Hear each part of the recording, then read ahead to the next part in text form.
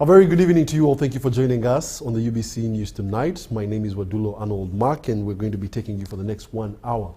So do sit tight. Let's give you the headlines and then get straight into the bulletin.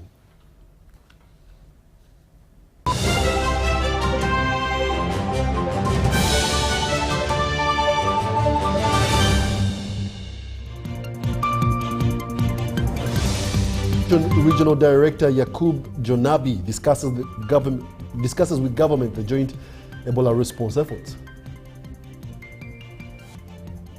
Uganda writes to US seeking a waiver on travel ban for endorsed UN Secretary General candidate Otunu. And Bank of Uganda reaffirms its commitment to modernize national payment system. And in sports, boxing bodies in court over the control of professional boxing in Uganda.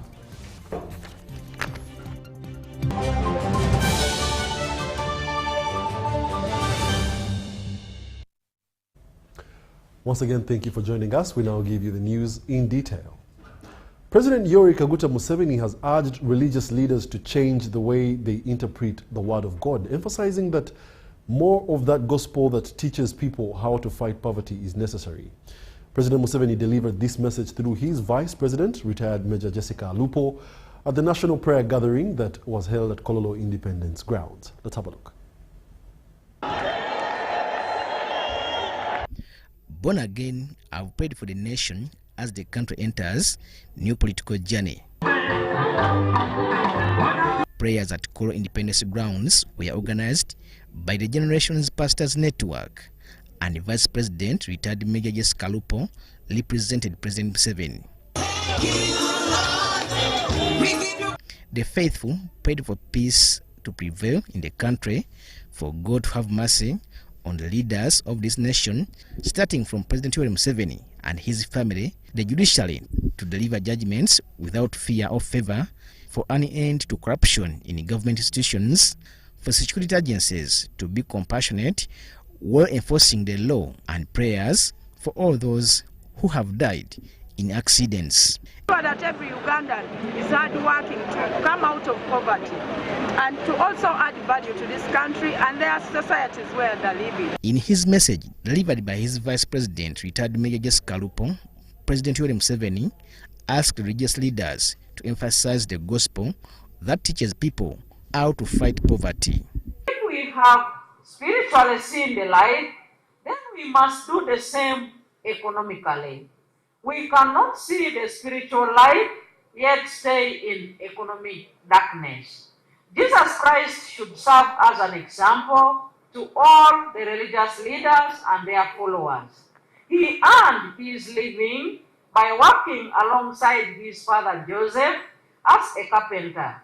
He worked for both the spiritual and socio-economic uplift of his family and society. President Museveni notes that religious leaders have done a great job in the program of saving souls of Ugandans, and it is now time for them to learn how Jesus Christ used to preach the gospel, especially by addressing issues that affect the people. Regardless of tribe, religion, political affiliation, etc., we advocate for East African and African cooperation and integration as a strategy for guaranteeing greater prosperity and security. Therefore, Christianity fosters unity and tolerance for one another, which are the precursors for development. Pastor Mugisha Gifty said that born-again faithful have a plan to build schools and hospitals in different parts of the country, so that they also contribute to national development. Unity with all they want to come out of poverty. Pastors have said they told me as for us, request our dear President. This prayer gathering was also attended by faithful from Kenya, Rwanda, Congo, among other countries. Robert Katamba, reporting for UBC News in Kampala. And in more UBC News tonight, the World Health Organization Regional Director for Africa, Professor Mohamed Yakub Jonabi, and the Director General Africa Centers for Disease Control, Dr. John Kaseya, have held discussions with top government officials and Ministry of Health to assess how the joint Ebola response efforts can be sustained in the Democratic Republic of Congo. The delegation met with the Vice President Jessica Alupo and the top management from the Ministry of Health, led by Health Minister Dr. Chris Bariomosi. A high-level delegation from World Health Organization and Africa Centers for Disease Control has commended government for containing the imported Ebola outbreak. So once again, let me take the opportunity on behalf of WHO to thank the transparency, openness, and cooperation during the outbreak when it was active in Uganda from the imported cases from DRC. We are the witnesses of your success. And the success is not just to control the outbreak, but also the innovative way that Uganda managed to control the outbreak. The delegation met with the Vice President, Jessica Alupo, and discussed a coordinated regional action in containing disease outbreaks. Uganda has therefore adopted a principle that our health security is inseparable from that of our neighbors, supporting the Democratic Republic of Congo to contain this epidemic and at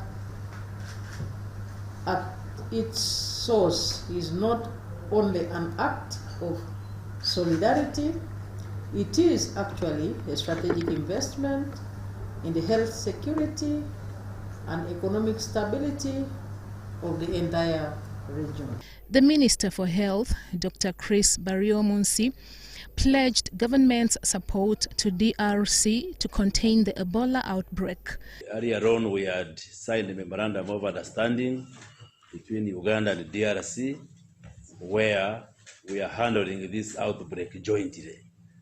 And to this end, we have so far sent 58 of our professionals, the specialists, to beef up the team in the DRC. We have established treatment centers in Aru. Aru is the other side of Arua, and Kasenyi the other side of Ntoroko, Ereka, Albert. So that's where our teams are. So our teams are in Congo supporting our counterparts there. The visit by the World Health Organization Regional Director for Africa, Professor Mohamed Yakub Jonabi, and the Director General, Africa Centers for Disease Control, Dr. John Kaseya, said Uganda is part of the joint efforts to promote health security and resilient health systems in Africa. And furthermore, the government of Uganda has written to the United States of America seeking a waiver on the travel ban to enable its endorsed candidate for the position of the United Nations Secretary General, Dr. Olara Otunu, to travel while canvassing for support from relevant member states. The travel ban was imposed by the United States following the Ebola outbreak that had been reported in Uganda. Uganda's Ministry of Health declared Uganda Ebola-free. However, the World Health Organization mandatory days are yet to elapse. Let's have a look.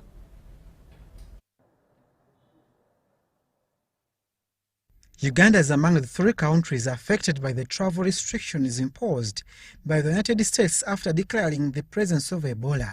The other countries are South Sudan and Democratic Republic of Congo. Recently, the Ministry of Health declared Uganda Ebola-free, leading to the lifting of all Ebola-related standard operating procedures. However, following the government's endorsement of Dr. Olara Otunu for the position of United Nations Secretary General, the candidate's international campaign has been affected by the U.S. travel ban. That is where we are. The rest of the candidates are in New York or their various capitals. They have been canvassing and campaigning for a long time. We hope very soon, when the waivers come through, we'll begin with New York. That is where the action is. the seat of the United Nations. The government of Uganda has officially written to the US requesting a waiver to allow the endorsed candidate to meet relevant stakeholders and member states as part of his campaign. The US is yet to respond to the request. To cool our heels here, discussing with Washington and petitioning for a waiver to make it possible for us to leave Kampala and go to the US. I think we are very close to getting a positive answer, and I want to thank the government of the United States. The government has appointed former Prime Minister Dr. Ruhakana Rugunda to lead the delegation tasked with lobbying for international support for Uganda's endorsed candidate, Dr. Urara Otunu. Ruhakana Rugunda, who is well known to you, and is going to take the lead in the mobilization for support for our candidate. The United Nations was often paralyzed by the election and the controversies about getting new Secretary Generals. Urara Otunu, as President, developed innovatively the position of having a straw ballot in a manner that the balloting would start early until there was consensus. He's the expert on it, and I'm glad we have the innovator. Uganda's permanent representative to the United Nations, Adonia Yebale, has also joined the campaign to rally support for Uganda's bid to secure the position of United Nations Secretary General. That we are ready to receive you.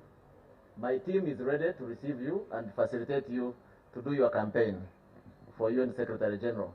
Let me say that we really have an experience of winning.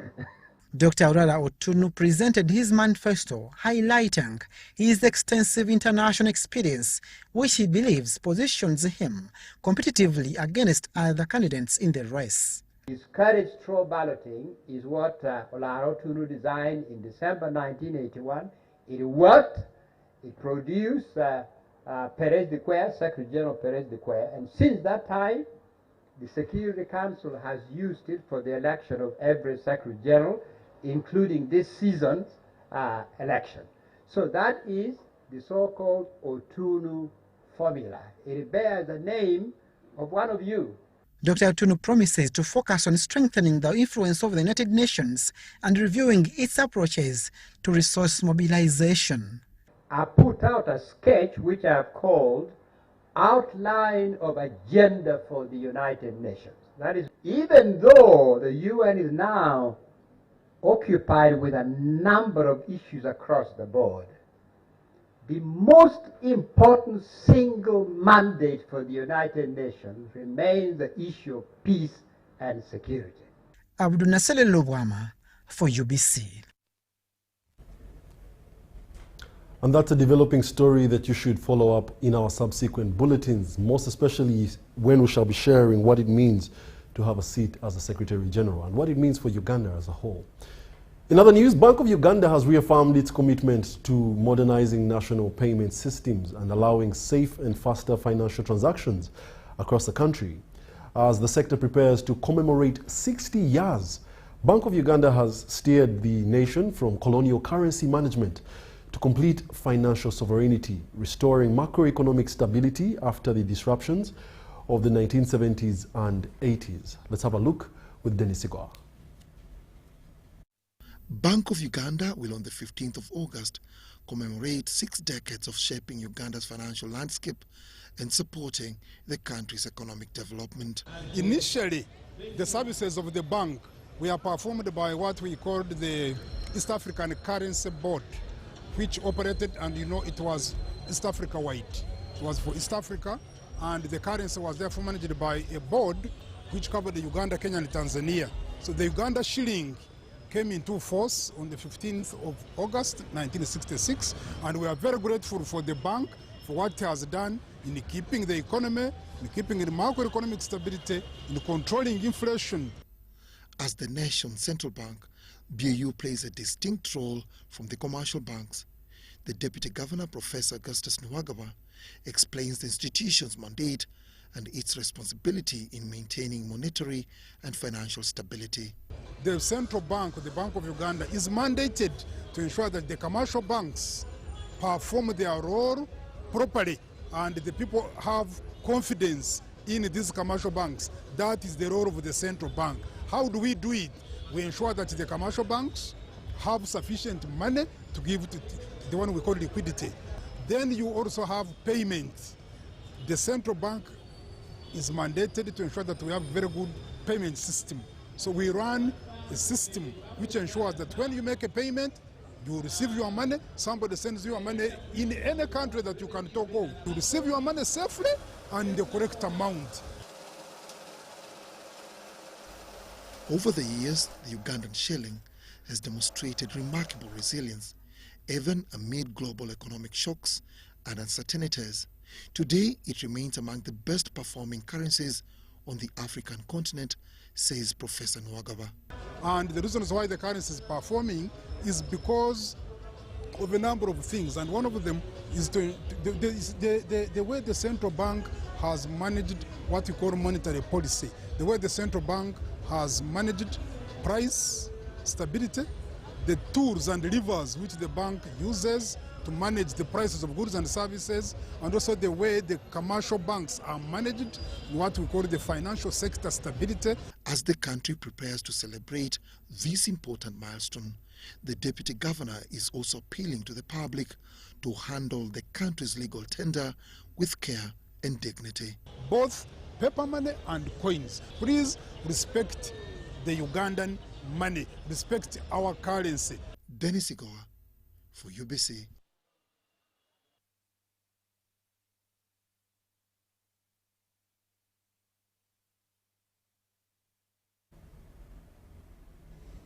A penny for your thoughts.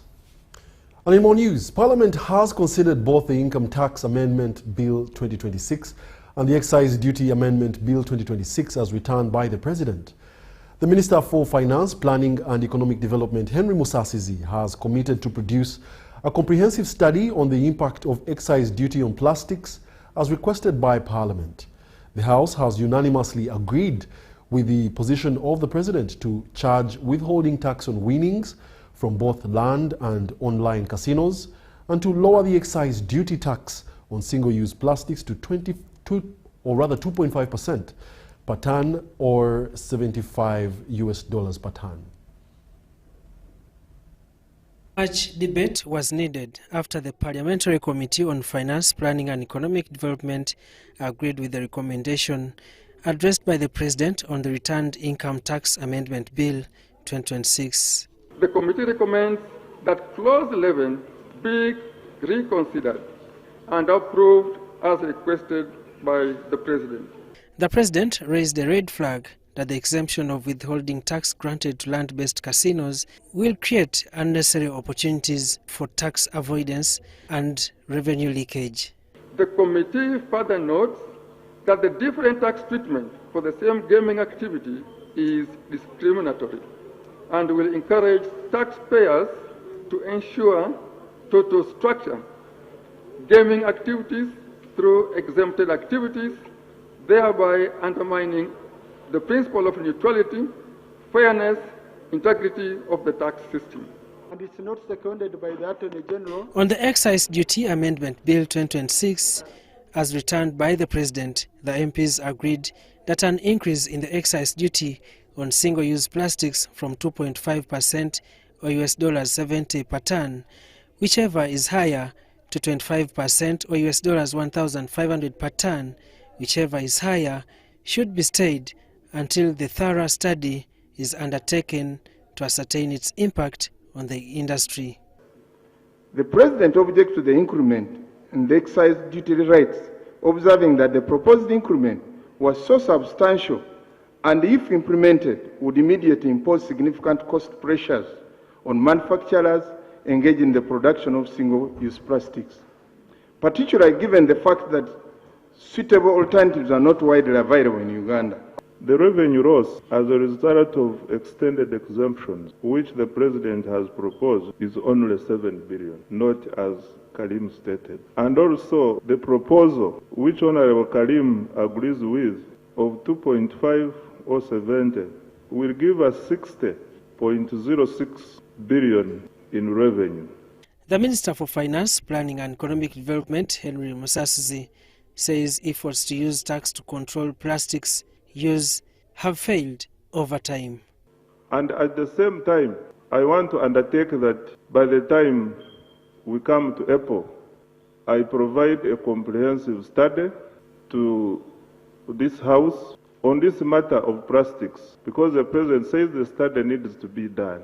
Nevertheless, the House has taken notice of the matter relating to the procedure under which a bill passed by the previous Parliament is returned. The 12th Parliament has no mandate to reconsider the bill that has not been presented before it, nor can the same be reinstated under Rule 245 of the Rules of Procedure. The authors of the minority report place reliance on previous rulings of the presiding officer and seek to cement these rulings by citing the provisions of Rule 8.1. However, Rule 8.2 of the same rules of procedure require that such rulings require a substantive amendment to the rules of procedure within 3 months. This was not the case in respect of the rulings cited in the minority reports. Daniel Mugoya, UBC News. Honorable Speaker, I'm called Wimbaba's Bitre. The Minister of Local Government, Balam Barugahara, has launched a 7-day field tour of Greater Ankole sub-region. While in Barara, Balam ordered the arrest of 12 city officials implicated in the loss of funds meant for development. The Minister of Local Government, Balam Barugahara, has taken his anti-corruption drive to Ankole sub-region. This morning, he has interacted with Mbara city leaders. 5.7 billion that UPDF engineering used the same old material which were on the bridge for welding those same materials. So I want to go on the bridge to confirm if that is true. I will inform the CDF. Here, complaints of mismanagement of Mbara city lands and resources were at the forefront. And kama donanti au bora bainakuwa interdicted with immediate effect. From the meeting, Balam embarked on Mbara city inspection of government projects. And this is how the journey to Mbara Central Markets looked like. Along the way, crowds kept on forming. Under heavy police and UPDO presence, the crowds chanted Balam's name, with many alluding that the savior has arrived. At Mbara Central Markets, hundreds were waiting for him. And this was the reception.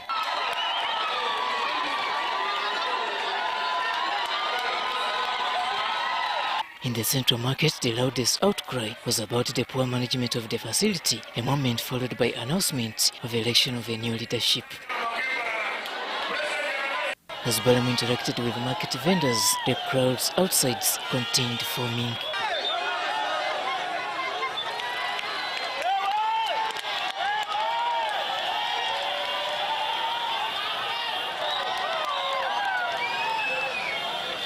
Although he had chosen to use his official car to Katete for the inspection of the controversial bridge, the crowds demanded to accompany him, a moment which forced Balam to abandon his official motorcade.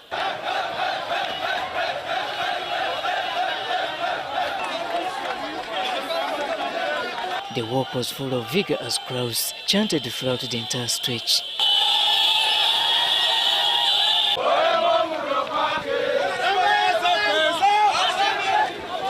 For Balam showed all signs of commitment and determination. Although Balam arrived at the bridge with a huge company of well-wishers, on the other hand, there was a crowd of hundreds who had also gathered waiting for him. On-site questions were posed to City Mayor Robert Kachebezi, and the answers were not satisfying. So on behalf of the President, I'm committing that we are going to work on this bridge. Left Right. Mr. Balam in company of residents toured different parts of the city, examining the performance of key government projects.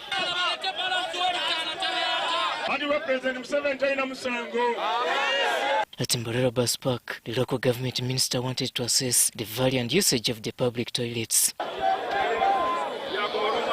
The first day was rounded up by a visit to Mbarara City timber dealers who are victims of the early Tuesday morning fire.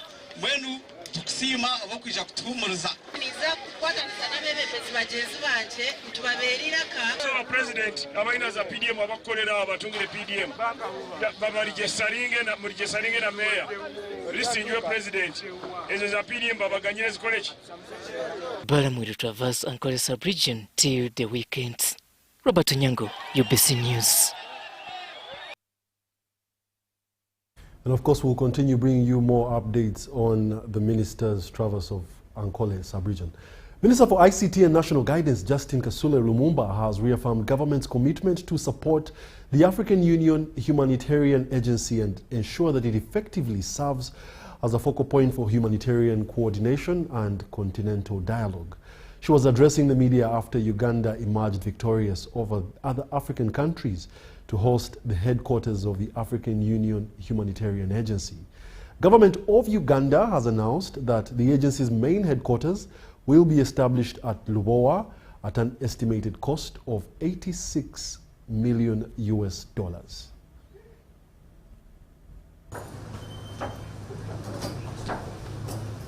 The African Union Humanitarian Agency is going to be constructed in Uganda, in Lubowa. So the headquarters will be in our country. And this will constitute a long-term investment in Uganda's diplomatic influence, economic development, and international profile.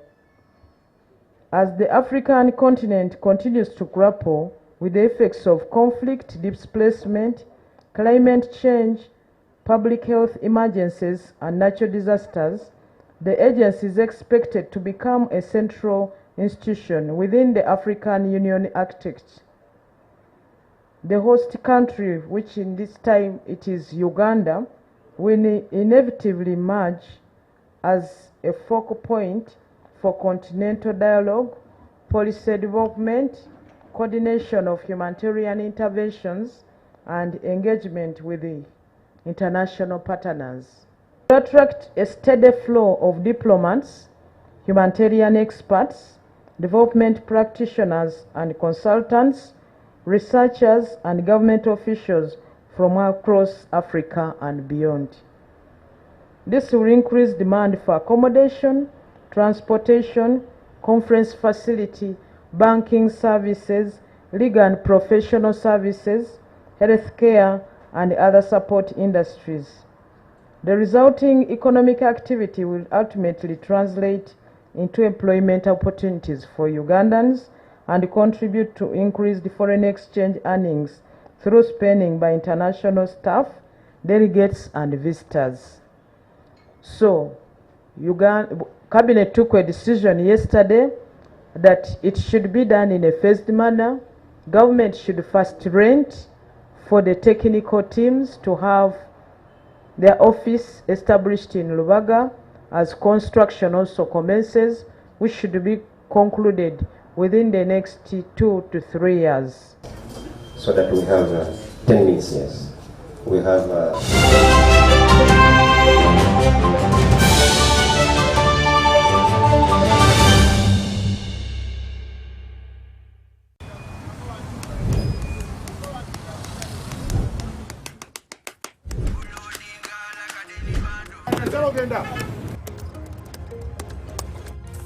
And that's it for today. Till the next episode.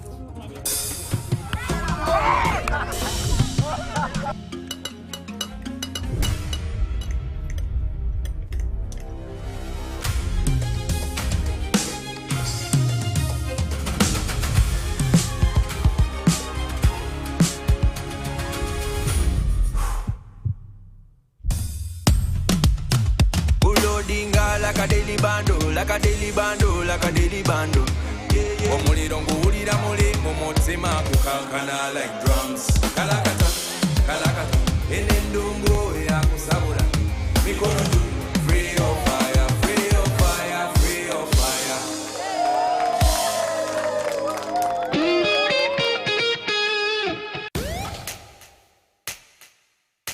We don't need anyone's permission to move forward. What we need is the power to do it our way.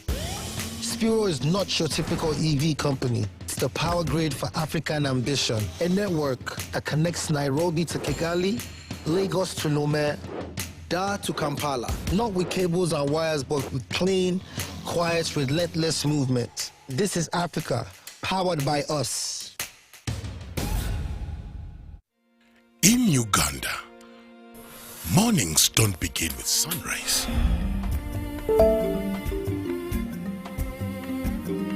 They begin with courage. One man, one factory that has refused to stay silent.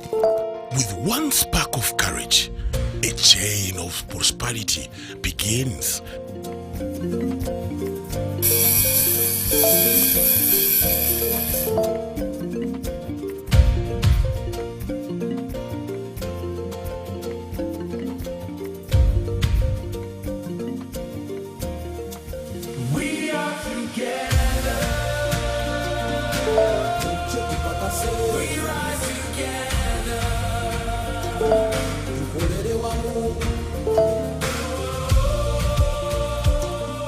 When one Ugandan stands up, the nation moves.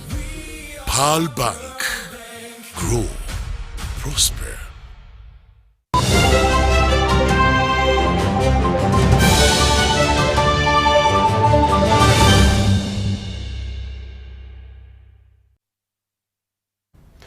Welcome back. You're still watching the UBC News Tonight, broadcasting live from Nile Avenue. We take you into more stories. Engineers in Karamoja sub-region have introduced a technology, the Sand Dam, that will keep Karamoja water in Karamoja to improve livelihoods and support livestock. Livestock and infrastructure. Engineer Lokaua David Abraham told UBC that the sand dam technology, usually built along the seasonal river course, traps the sand and silt as the river flows and replenishes the environment, while Minister for Karamoja Loki says that government still maintains policy to provide water to Karamoja. Water in Karamoja is key for replenishing pasture and for livestock during the dry season. In every part of the world, farming will thrive when there is sufficient water and good agronomic practices. In Karamoja sub-region, agriculture is impeded by absence of sufficient water to sustain the activity.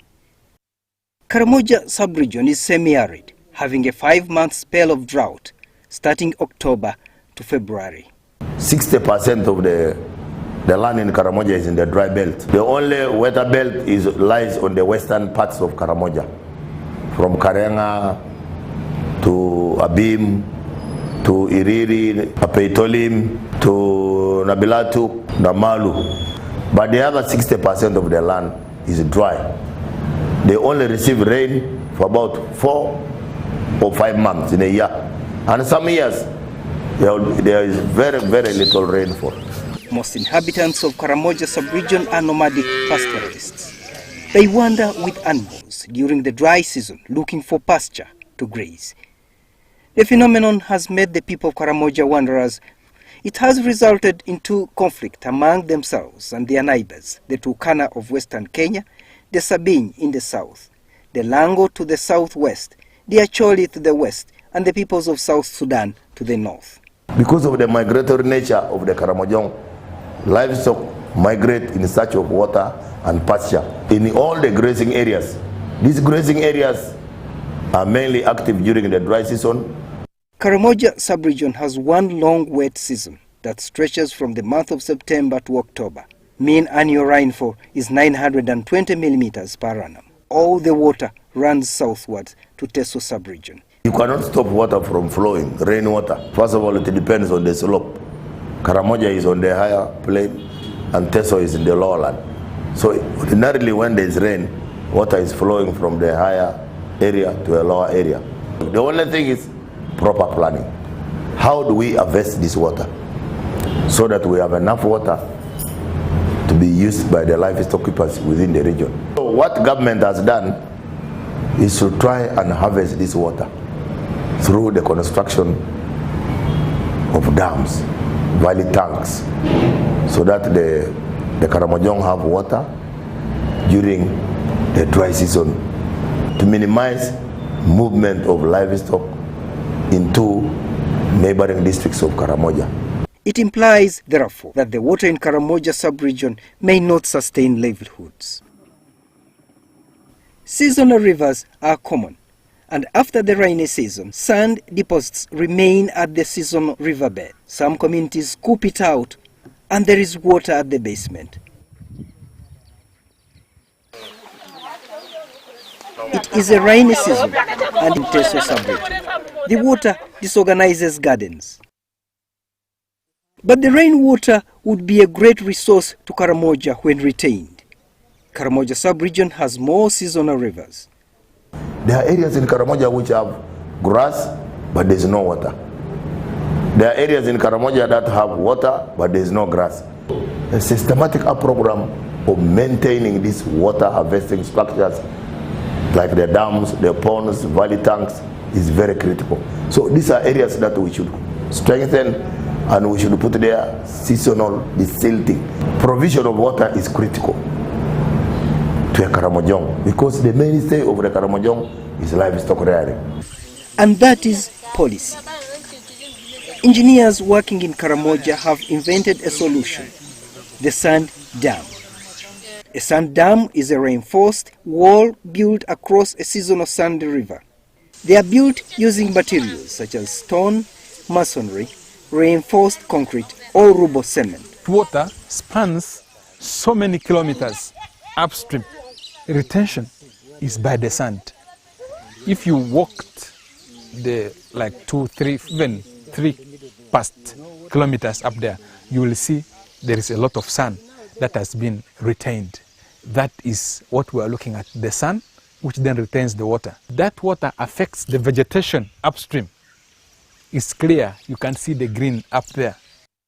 It is designed to capture soil or sand-laden water behind them, allowing the sand to sink to the bottom, while the silt remains suspended in the water. We know that our rivers carry a lot of water during the rainy season. You see how flooded this place can be out. This technology can retain over 40 million liters of water. This, while it is supporting in the environmental conservation, the water can be utilized also for watering the animals, for livestock. And I'm sure the community there this coming season is going to see the benefits of Sandam. Before this structure was put here, water was rushing from this place. There was no retention of water in this area. So the retention of sand here, there's also retention of water, which was not there. This is a great thing that has happened to this place, because in the past they were only seeing rocks here, but now she can see water which never used to settle in this area. She can even see sand, and she can see the effects of this water being here. It is a simple, low-cost, low-maintenance technology that retains rainwater and recharges groundwater. Yona Francisco, UBC News. Judge Emmanuel Baguma has ordered the Commissioner General of Prisons to get in touch with Mulago Hospital and later furnish court with a report on whether Dr. Kizza Besigye is fit to stand trial. This follows a letter from prisons showing that the accused Dr. Kizza Besigye is still at Mulago Hospital receiving treatment and not able to attend court. Meanwhile, the International War Crimes Division Court has sentenced the former Kwantumano by detainee Jamal Kiemba to 6 years imprisonment after being convicted of soliciting support for a terrorist organization, ADF. is not present in court. The former president for Forum for Democratic Change, retired Count Last Dr. time Kizza this Besigye, honorable court was not was in in court, session. although his co-accused Haji Obedi Lutale and Captain Ola Oyadenish were present in court. In the letter from the prison authorities, indicated that the accused, Dr. Kizza Besigye, is still undergoing treatment at Mulago National Referral Hospital as of last week, following his collapse in court. Although the letter was received from prison, the state brief lawyers asked court not to proceed with a trial in the absence of the accused, Dr. Kizza Besigye. The requirements for a fair trial require that all accused persons ought to be in court for proceedings to go on. It would be important for everyone to be present for these court proceedings to proceed. My Lord, prisons has indicated that it's admitted, but I think what is important for guidance of court would be for the medical personnel to be able to declare or to state the medical condition of the accused A1. In fact, we have no choice, but he has given his wishes as to the lawyers on state brief, working with his two lawyers, Simon Subuga and Hanifa Namakula, and we are ready to proceed. In fact, the prosecution did agree with him that the presence of an accused person is very vital to proceedings in a court such as the one we are in. We fully agree with him, and in fact it was our submission that this guarantee is protected under the Constitution, but it is not absolute. During the same court session, the accused Haji Obedi Lutale raised concern of legal representation, alleging his lead lawyers Elias Lukwago was arrested and Martha Kaluwa deported. The remaining lawyers are intimidated, threatened, and are now scattered. The last information I heard about Kizza has already run out of the country because of the intimidation. Judge Emmanuel Baguma, in his ruling, ordered the Commissioner General of Prisons to get in touch with Mulago National Referral Hospital and later furnish court with a report whether Dr. Kizza Besigye is fit to stand trial. Everyone who has been admitted is fit to stand trial. So this honorable court, therefore, is directing the prison officers to get that report specifically in respect of whether or not the accused A1 can stand trial. Lastly, if that report is available to this honorable court, then at the moment I'm giving this case 2 weeks adjournment. Court will resume on 18th August 2026 for further hearing with an American investigator and Wilson Orlando. In another development, last week the International War Crimes Division High Court, before Justice Susan Okalanyi, convicted Jamalu Chiemba, the former Guantanamo Bay detainee, with the offense of soliciting support for terrorist organization, Allied Democratic Forces, ADF. Jamalu Chiemba, who has been on remand throughout the whole trial, he has been sentenced to 6 years imprisonment. I'm convinced that a lengthy custodial sentence from this point onwards is not warranted. In my view, the time spent on remand, together with the sentence that I'm imposing shortly, should be balanced against the gravity of the offense. I sentenced the convict to 6 years imprisonment from the date of conviction, which is a fair proportion of the maximum sentence of 10 years provided by law. The time already spent on remand shall be deducted from this sentence. In this case, Jamalu Chiemba was found around Old Kampala shouting at the top of his voice, "Long live ADF, ADF Webeo." If the people don't subscribe to ADF, and if the government does not dialogue with ADF, there would be bloodshed in the city. Court, however, acquitted Jamalu Chiemba with offences of rendering support to terrorist organization and belonging or professing to belong to a terrorist organization, ADF. It should be remembered that Jamalu Chiemba was once arrested in Pakistan in 2000, together with a US operative and suspected Al-Qaeda terrorists, while trying to enter Afghanistan. Deborah Nemamonde, Viola Nance Subuga, UBC News.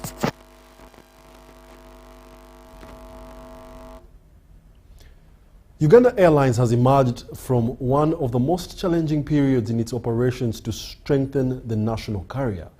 The acting chief executive officer, Gama Wek, told UBC, reflecting on the state of the airline, that he found that the reforms introduced over the past 6 months, he believes, building a strong aviation support system is just as important as expanding the fleet. When President Museveni appointed Girma Waki acting chief executive officer of Uganda Airlines in February, he inherited an airline under considerable operational pressure.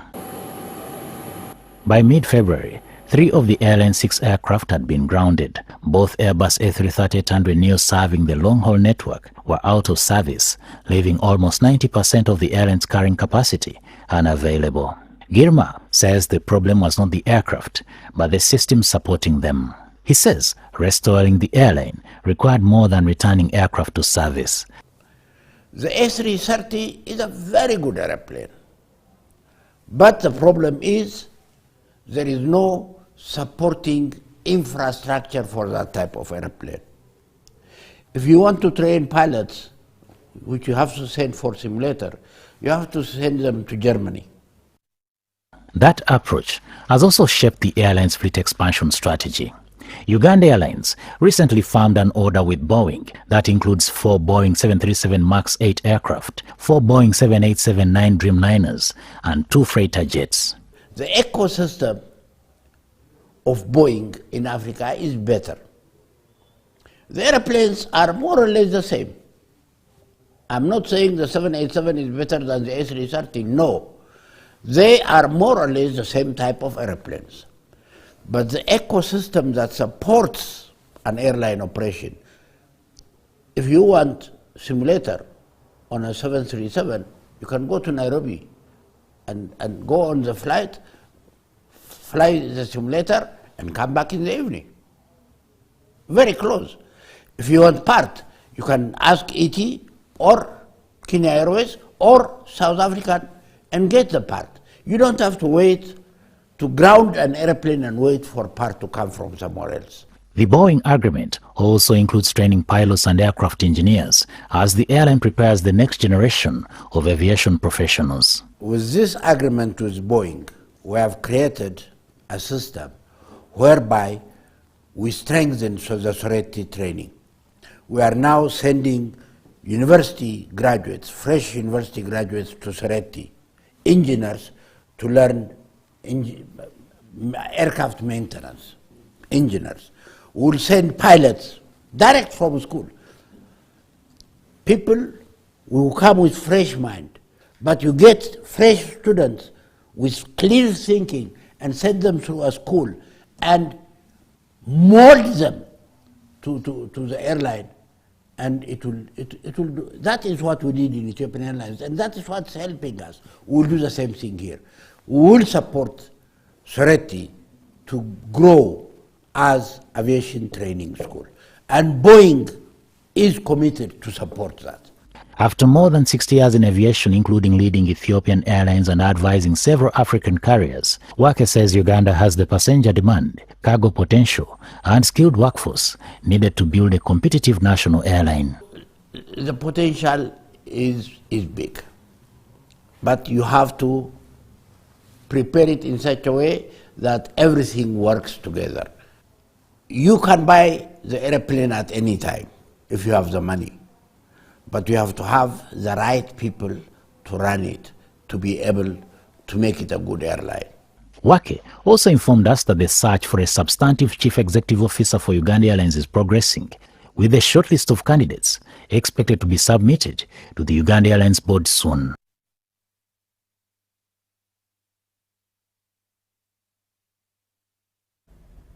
Fly the crane to the Pearl of Africa. The Democratic Party, DP, has questioned how the new government ministers are fighting corruption, where they order for arrests without substantive proof. DP's deputy legal advisor, Kenneth Nsubuga, says that in case the victims prove their innocence, it will have legal implications on government. Nsubuga also told a media briefing at the party head offices at Balintuma Road in Kampala, raising concerns over the delayed handling of election petitions by the judiciary.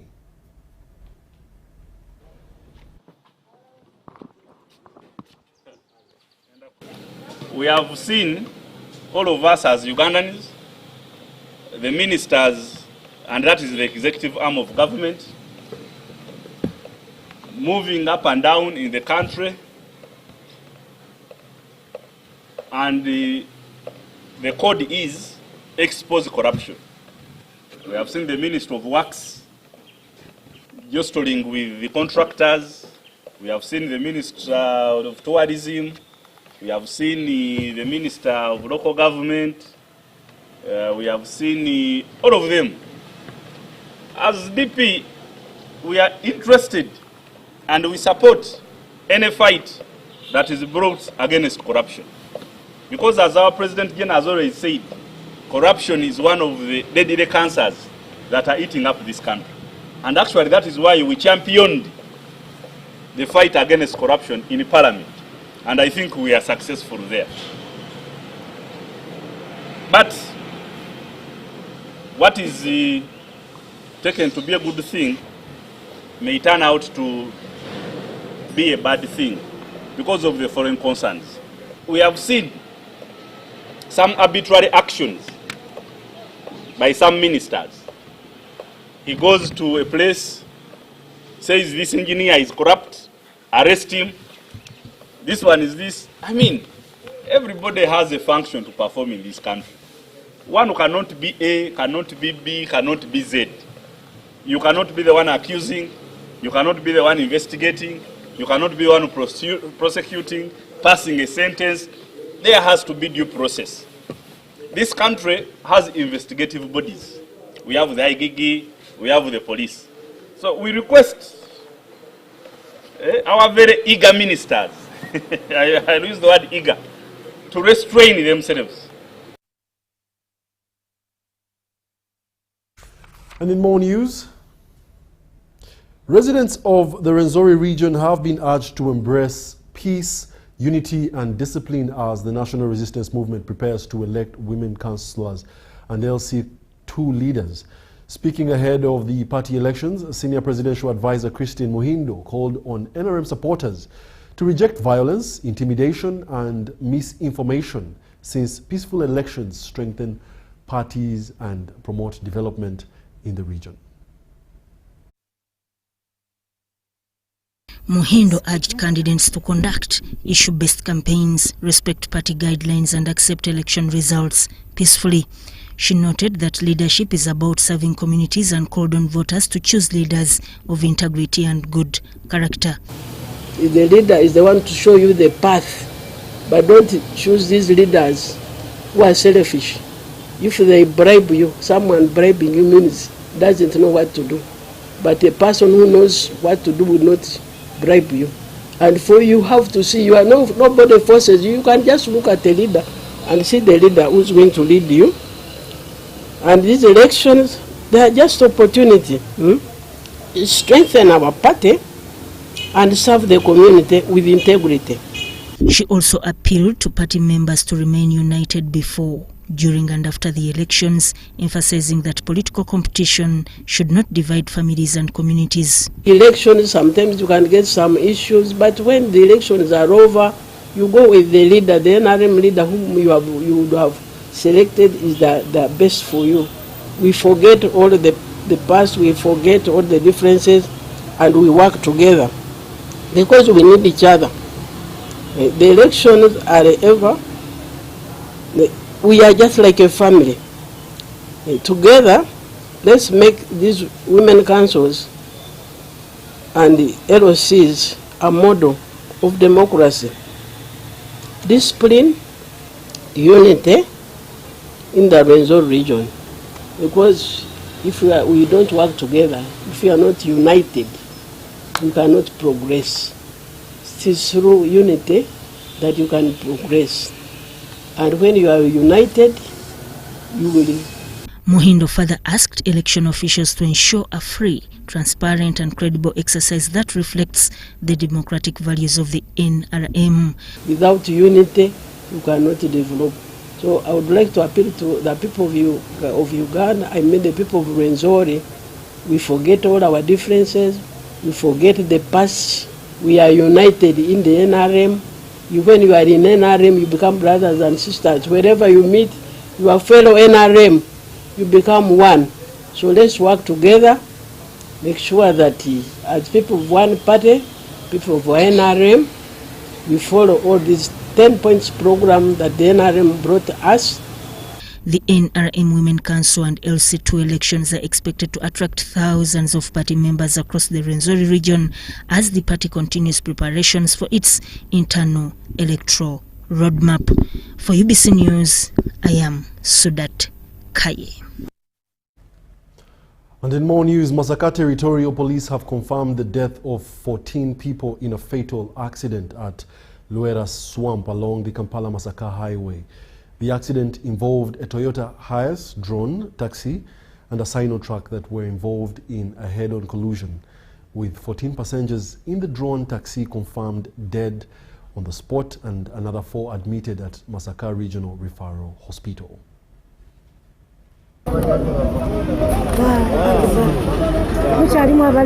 In the night of the 3rd August 2026 at around 2300 hours, we registered a fatal road crash in Luera Swamp, Kamunga Trading Center along the Kampala-Masaka Highway. The accident involved a Toyota Hiace taxi UA662HU and a Sino truck UBS 040F transporting sand. 14 people died on spot, all from the taxi. 4 injured, 2 from each vehicle, also admitted at Masaka Regional Referral Hospital. Police visited the scene and investigations are underway, and efforts to trace for the fleeing driver are ongoing.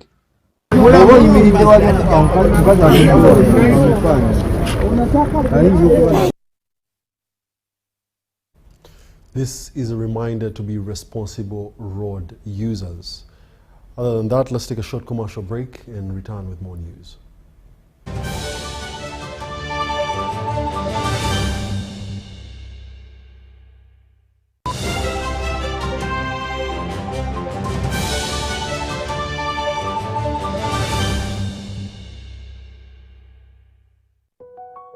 Step into elegance, step into confidence, step into La Vie Boutique. Located at Grand Imperial Hotel, Shop 6 and 8, right behind Bank of Uganda, La Vie Boutique brings you high-class corporate and casual wear for men. From sharp designer suits and crisp shirts to stylish casual t-shirts, tracksuits, shoes and accessories, we've got everything to make you stand out.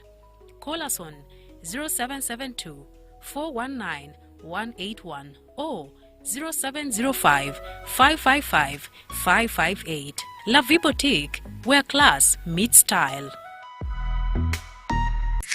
The parent is Tuliahemwa Dixon.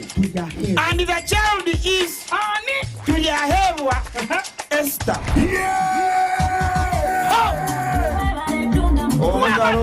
Kambera gwete kwa mchisha ngo isha watu yahebwa Esther wahangura school fees ngene na hateja shana amashemerwa gonka MTN momo eberewo mbeni nyegasta igana kaga ni 5 sta munana 0 hash kushashuro mwana school fees tokoma nyo mchisheri zagwisho wanje ninga nchaka ngwasa kuzo wawe mwebare munonga.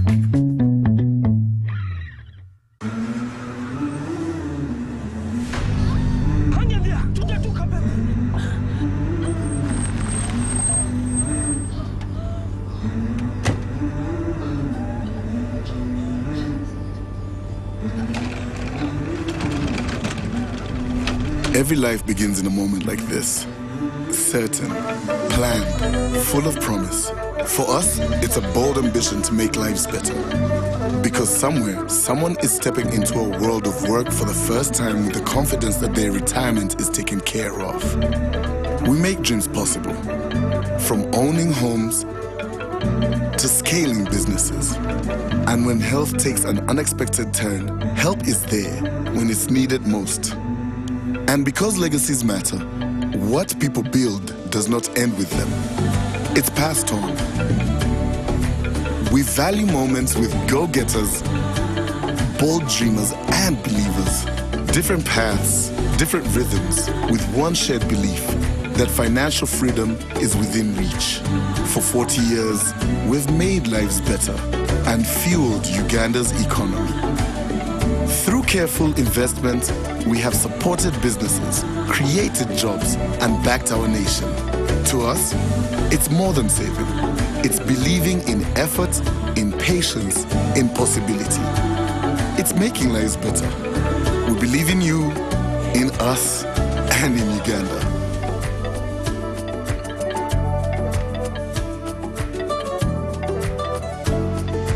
NSSF, 40 years of making lives better. Alo. Yense mwami mukasa.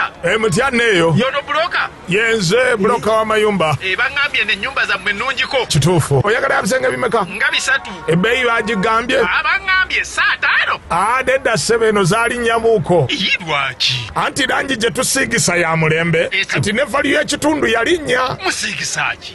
Global Paints. Mutya. Ku siiringi tukozesa Global Mat. Ate munda ne tukozesa Global Silk Vinyl. Singa kwetaga wabweru. Wabweru tukozesa Global Weather Coat Emulsion.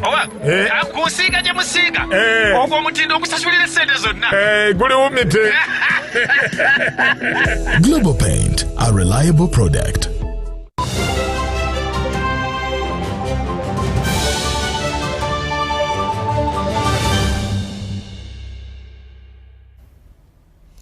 Welcome back. You're still watching the UBC News Tonight, broadcasting live from Nile Avenue. We now take you into the world of business.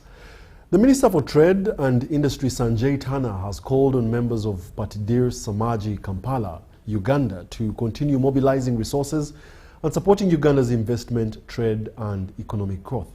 This appeal was made during the honoring and felicitation ceremony held at Patidir Samaji Temple in Kampala.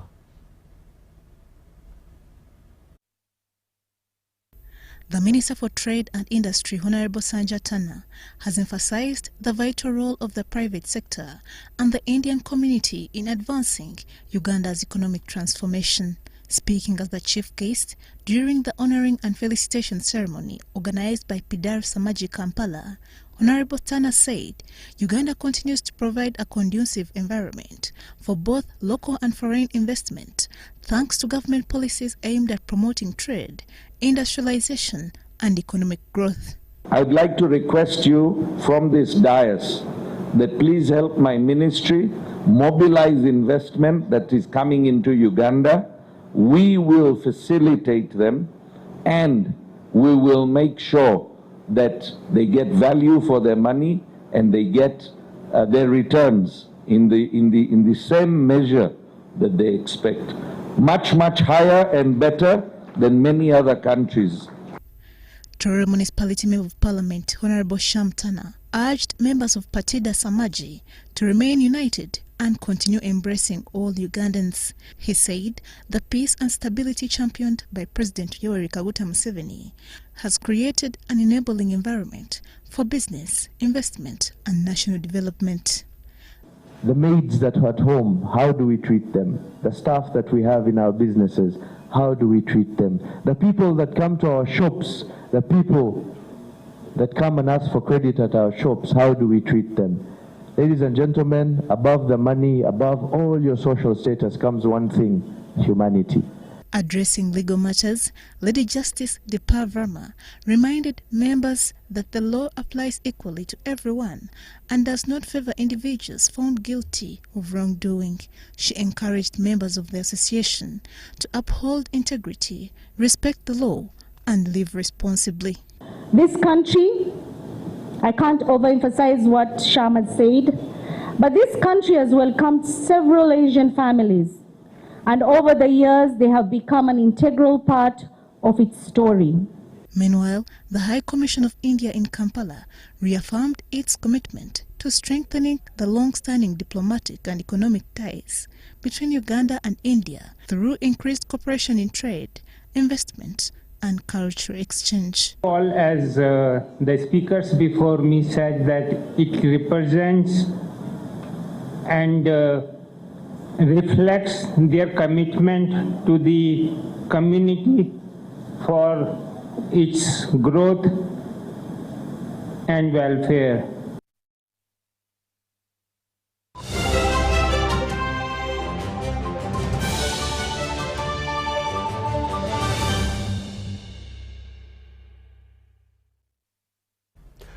And now in the world of sports, a legal battle over the control of professional boxing in Uganda has reached court, with the Uganda Professional Boxing Commission challenging the authority of the Uganda Boxing Federation over the regulation of the sport.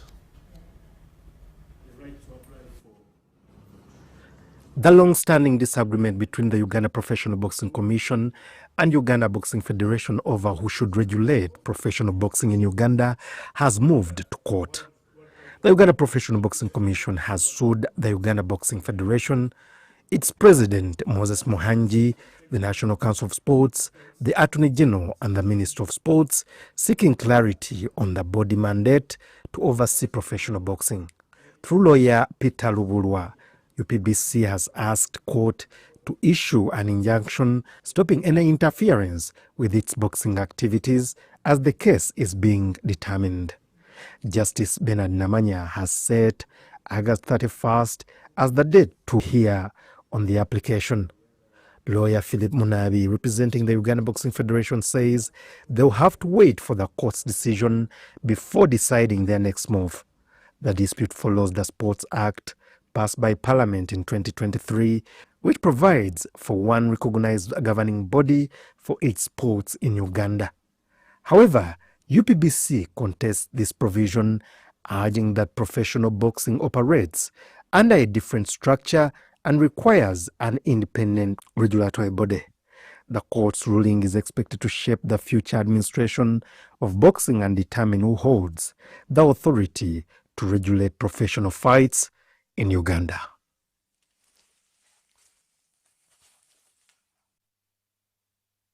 And that brings us to the end of our UBC News Tonight, the 8 o'clock edition. But allow me remind you that we tell the news, but you make the news. So it's up to you when you wake up tomorrow morning, make some good news. My name is Wadulo Arnold Mark and Yusuf Senyomo on sign language. Do join us at 10 p.m. for another bulletin.